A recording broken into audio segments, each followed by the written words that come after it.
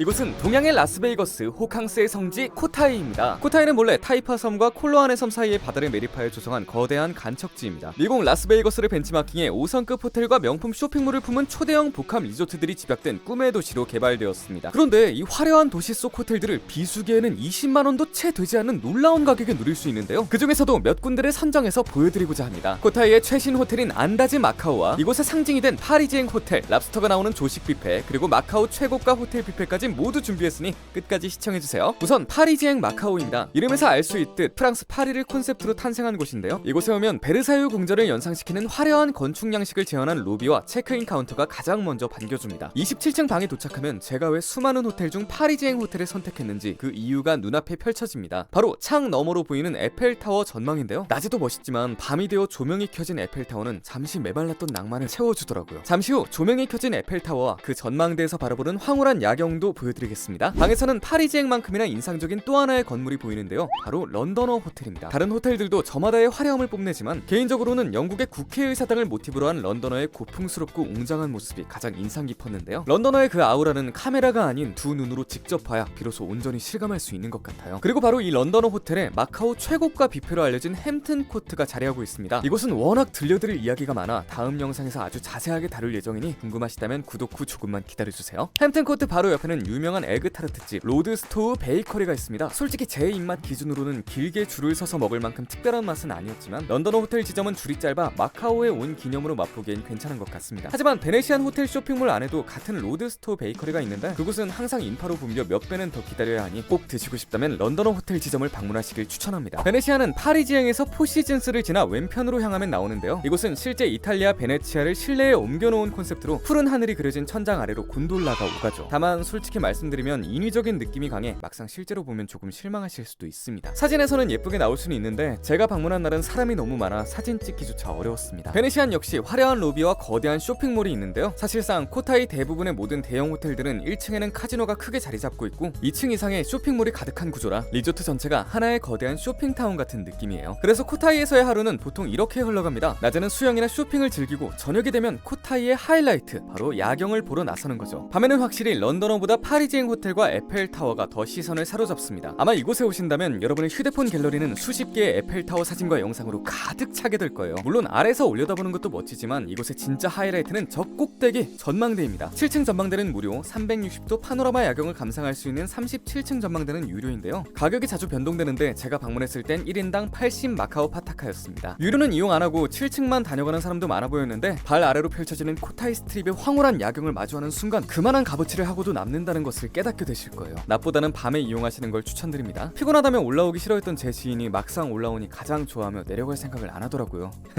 난 이제 졸리다, 그만 가자. 황홀했던 밤이 지나고 아침이 되어 조식 뷔페로 향했는데요. 주말 아침의 대기줄은 상상을 초월할 정도여서 비교적 여유로운 평일 하루만 이용했습니다. 이곳이 이토록 인기가 많은 이유는 단 하나, 조식 메뉴에 랍스터가 포함되어 있기 때문입니다. 조식 가격은 1인당 388 마카오 파타카로 예전보다 조금 올랐더라고요. 호텔 규모가 워낙 크다 보니 평일임에도 조식 뷔페는 상당히 붐볐습니다. 평소 뷔페에 가면 거의 모든 음식을 맛보는 편인데 이날은 사람이 많아 촬영 타이밍을 눈치 보느라 맛보지 못한 음식이 꽤 많았습니다. 평소처럼 아주 상세한 리뷰는 어려운 점 미리 양해 부탁드립니다. 자리에 앉으면 주문 즉시 조리해주는 특별 메뉴 3가지에 대해 설명해주십니다. 구기자, 흑마늘, 어교, 소라를 넣고 끓인 닭고기 수프, 마늘과 쪽파기름을 곁들인 보스턴 랍스터찜, 그리고 시금치 크림치즈 소스를 곁들인 가리비구이, 이렇게 있는데요. 이런 시스템은 편리하지만 조리 시간이 20분 정도 걸리기 때문에 양이 많으신 분들은 넉넉하게 주문하시는 걸 추천합니다. 먼저 닭고기 수프는 중국 광동 지역의 전통 고급 보양식인 둔탕, 즉 중탕 방식으로 조리해서 국물이 맑고 깨끗하면서도 재료의 영양이 깊게 우러나오는 것이 특징입니다. 와, 정말 맛있다 싶은 맛은 아니지만 아침에 보양한다는 느낌으로 먹기 좋았습니다. 다음은 가리비구이인데 개인적으로 크림치즈 그라탕 스타일을 선호하지는 않아서 하나 맛보는 것으로 충분했습니다. 그리고 대망의 하이라이트, 랍스터찜입니다. 솔직히 조식 뷔페 랍스터라 큰 기대는 안 했는데 생각보다 퀄리티가 괜찮아서 놀랐습니다. 그냥 찌기만 하면 수분이 날아가 퍽퍽해지기 쉬운데 이곳은 마늘과 쪽파 기름을 곁들여 촉촉함을 유지하려고 노력했더라고요. 솔직히 웨스틴 조선 서울 아리아 디너 뷔페가 17만원인데 아리아의 랍스터찜보다 여기 랍스터가 더 만족스러웠습니다. 랍스터를 추가로 주문해두고 마치고 본격적으로 다른 음식을 둘러봤습니다. 에그 스테이션에서는 오믈렛, 스크램블 에그, 삶은 달걀은 물론 트러플 에그 베네딕트까지 주문 가능합니다. 저는 에그 베네딕트를 주문했는데 에그 베네딕트는 간도 적당하고 괜찮았어요. 그 뒤편으로는 한국에서 보기 드문 샐러드를 포함해 각종 샐러드와 채소, 죽, 시리얼, 요거트와 토핑들이 있고 5가지 종류의 햄, 각종 치즈 등이 준비되어 있고 훈제 연어도 있습니다. 훈제 연어는 마트에서 파는 훈제 연어 정도 느낌이고 일식 코너에 생 연어회가 있기 때문에 훈제 연어는 맛만 봤습니다. 일식 코너는 간소하게 꾸며져 있습니다. 우엉조림, 와사비 같은 곁들임 메뉴가 있는데 김치가 왜 있지? 초밥은 문어, 새우 등 기본적인 종류들이라 굳이 먹어보진 않았고 옆에 있는 미니 카이센동은 나쁘지 않았어요. 연어 사시미와 청어도 있었는데 연어 맛이 기대 이상으로 괜찮았습니다. 청어와 청어알을 결합한 이 음식은 한국에서는 흔치 않지만 다른 아시아 국가의 일식 코너에서는 종종 볼 수 있는데 항상 몇 점씩은 꼭 먹게 되더라고요. 다음은 한식 코너라고 하기엔 아주 작은 규모의 딱 2가지 음식이 있었습니다. 깐 계란장과 떡볶이가 있었고 반가운 마음에 맛본 떡볶이는 맛이 조금 난감했습니다. 그 옆으로는 베이컨과 소시지, 치킨 데리야끼, 베이크드 빈이 있고 안쪽으로 더 들어가면 누들 코너와 핫푸드 섹션이 나옵니다. 핫푸드 섹션에는 해시 브라운을 시작으로 크리스피 롤, 중화권 대표 간식 차예단, 파인애플 치킨, 매콤 랍스터 집게발, 엑소 소스 오이 새우 볶음, 광동식 볶음국수, 해산물 볶음밥, 청경채 볶음과 비슷한 채소찜, 찐 옥수수와 고구마 등이 있었습니다. 조금씩 다 먹어봤는데 2번 가져다 먹을 정도로 괜찮은 메뉴는 딱히 없었습니다. 누들 코너에서는 원하는 재료를 담아드리면 즉석에서 만들어주시는데 맛은 나쁘지 않았어요. 카빙 스테이션에는 허니 베이크드 햄과 미국산 프라임 안심 로스트가 있었습니다. 이 안심 로스트는 생각보다 괜찮아서 한 번 더 담아왔는데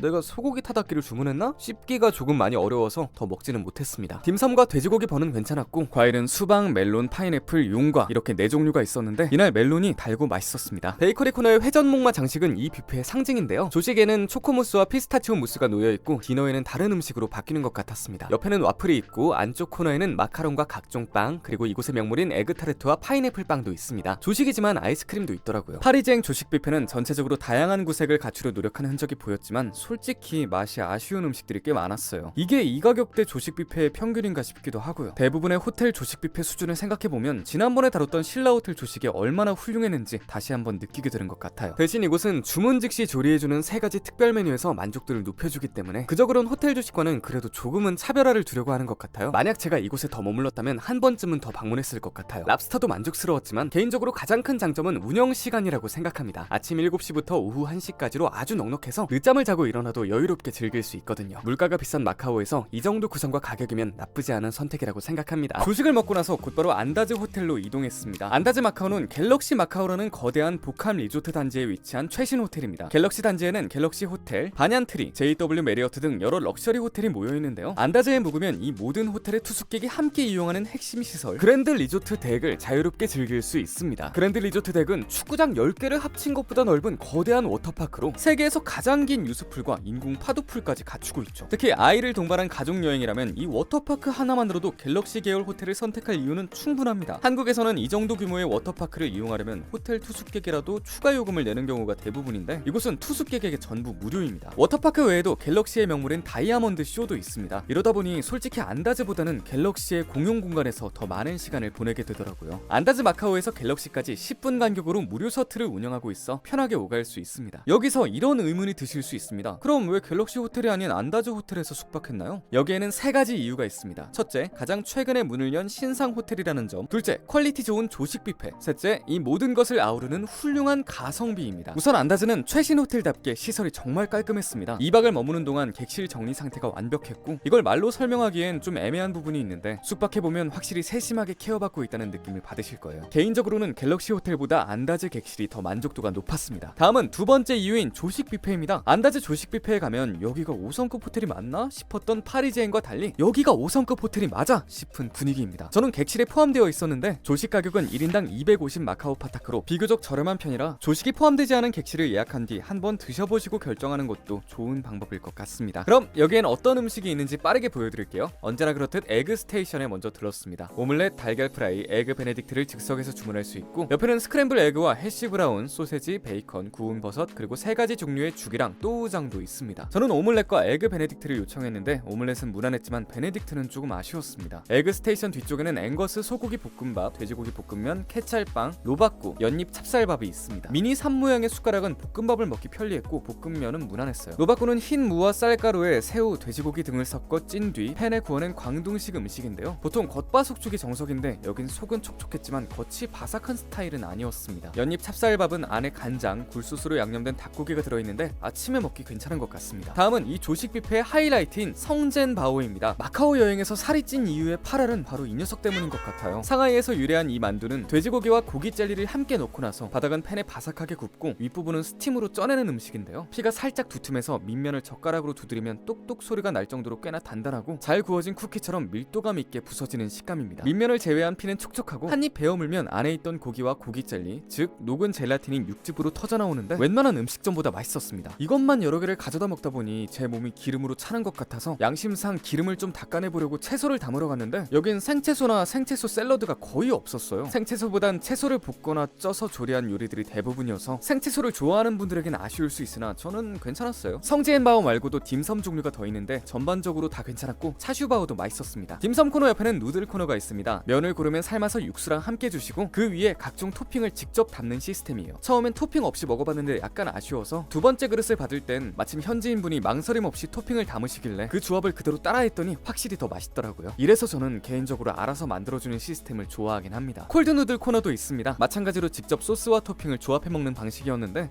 맛있어 보이진 않아서 먹어보진 않았어요. 그 옆으로는 비트루트 그라브락스와 그라브락스를 활용한 까나페, 5종류의 치즈들이랑 올리브, 햄, 그리고 시리얼이 준비되어 있습니다. 우유는 냉장 코너에 있고 그 옆으로 나란히 진열된 주스 코너가 개인적으로 마음에 들었어요. 과일 주스와 건강 주스가 모두 개별 병으로 제공되는데요. 제가 좋아하는 신라호텔 뷔페의 경우 직원이 직접 따라주다 보니 사람이 몰리면 기다려야 하는 불편함이 좀 있거든요. 그에 비하면 이곳은 원하는 걸 바로 가져올 수 있어 훨씬 편리했고 미관상으로도 보기 좋은 것 같습니다. 냉장 코너에는 과일도 있습니다. 오렌지, 파파야, 용과 파인애플, 수박이 있는데 당도가 엄청나더라고요. 과일을 워낙 좋아해서 거의 매일 먹는데 최근 먹어본 수박 중에 가장 달고 맛있었어요. 마지막으로 베이커리 코너입니다. 마카오식 토스트와 크레페부터 기본 식사빵, 글루텐 프리빵 등 다양하게 준비되어 있고 그 유명한 파인애플 번도 있습니다. 전체적으로 안다즈 조식 뷔페는 가짓수가 많은 편은 아니지만 먹을만한 음식이 몇 가지 있어서 충분했고 무엇보다 가격을 생각하면 거품이 많은 일부 한국 호텔 조식 뷔페보다 훨씬 가성비가 좋다고 느껴졌습니다. 정리하자면 안다즈 호텔은 갤럭시 그랜드 리조트 데크 이용, 만족스러운 조식, 깔끔한 룸 컨디션이라는 장점에 여기에 비수기 기준 20만원이 채 안 되는 가격까지 고려하면 가성비가 정말 훌륭하다고 생각합니다. 만약 마카오 코타이로 호캉스를 계획 중이시라면 파리지엔 근처 호텔 그리고 갤럭시 그룹에 속한 호텔 이렇게 나눠서 숙박하는 걸 추천합니다. 다음 영상에서는 마지막 날 방문했던 마카오 최고가 호텔 뷔페 햄튼 코트에 대해 다룰 예정이니 구독 후 조금만 기다려주세요. 오늘도 시청해주셔서 감사합니다.